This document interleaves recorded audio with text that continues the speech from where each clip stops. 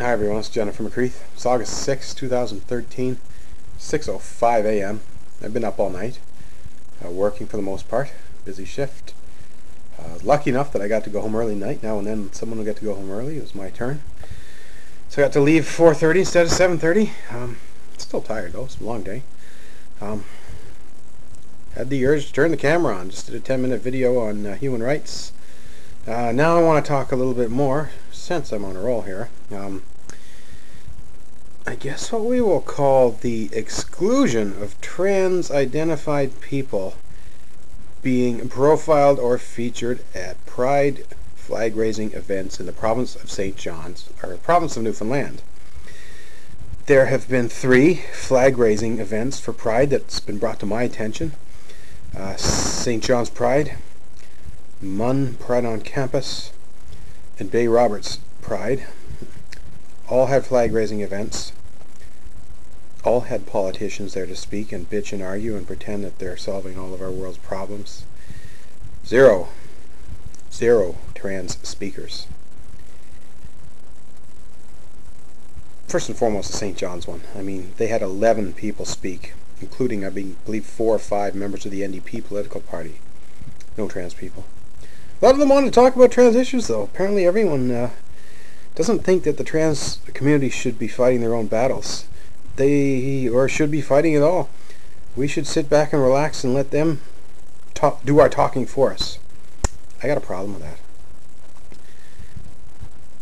I quit the NDP party when I saw the amendments tabled to Bill 279.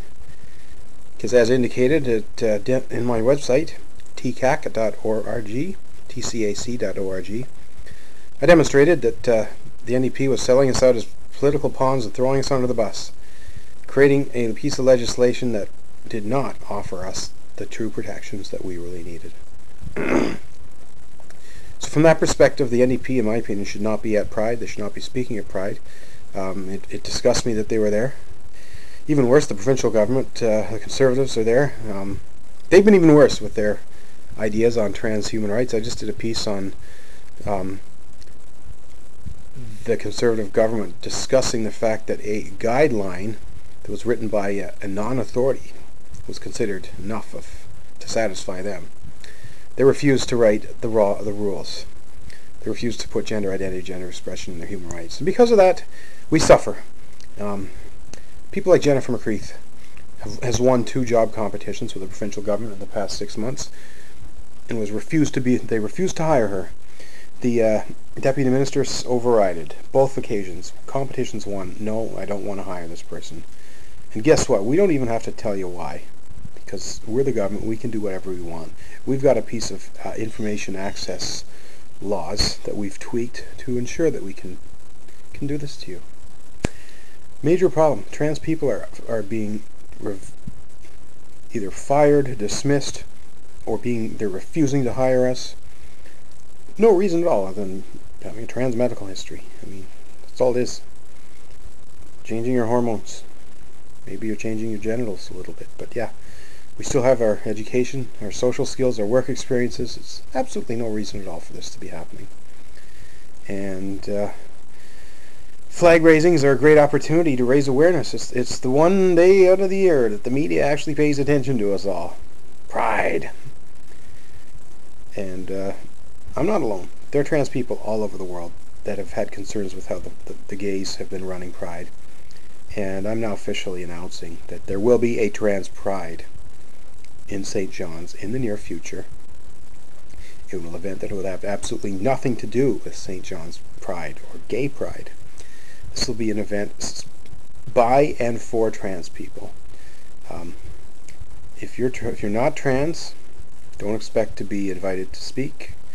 You'd be invited to attend and sit and listen to us. We have a message that's not getting heard. Our message needs to be heard. Our challenges, our struggles, our fights for independence, for freedom, for employment, for healthcare, for housing, for human rights, for physical safety, to be free from bullying, you name it, the list goes on. Gays and lesbians are not the right people to be leading trans issues. Trans people are the right people to be leading trans issues. Shame on these flag-raising organizers for not having trans people on the microphone speaking. And an even bigger shame to the Bay Roberts one. Heather Sutton, I'm going to call your name right out now. I know you work for the Women's Policy Office, a puppet of the provincial government, which tells me all I need to know about what you folks stand about. I know how you all don't give a damn about trans issues or trans rights. Shame on you for not inviting me to speak at your event. Not being arrogant, I'm being truthful when I say I am the most recognized and out trans person in the province. And it's a slap in the face that you would not invite me or any other trans person to speak at your flag raising. Even worse, that you would put Steve Kent up on there on the microphone spitting out inappropriate misinformation that, in my opinion, is designed to mislead the public. Before you do any more damage, Heather, you might want to get on the phone with me. Jennifer McCreath, 709-753-9529. I understand you are planning more gay pride events. I'd like to collaborate with you on trans presence at these events or outright separate trans pride events. Don't want to be fighting. I'd rather us work together, but I'm not just going to sit back and let this thing happen that happened up there in Bay Roberts. Because that's led to several concerns, and it's just not right. Let the gay people organize gay pride. Let the trans people organize trans pride. If you're a women's government entity, whatever you want to call yourselves, sit back and help when... Ask us how you can help us. Don't tell us what you're going to do for us, because what you're doing for us sucks. Put it out there, plain and simple. For St. John's Pride, I really hope you'll have some trans speakers at your events soon. I'm not going to wait. I don't trust you anymore. I left your organization in 2012.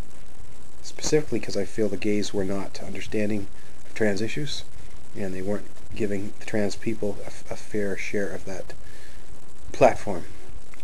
So I'm off on my own. There's going to be a trans pride.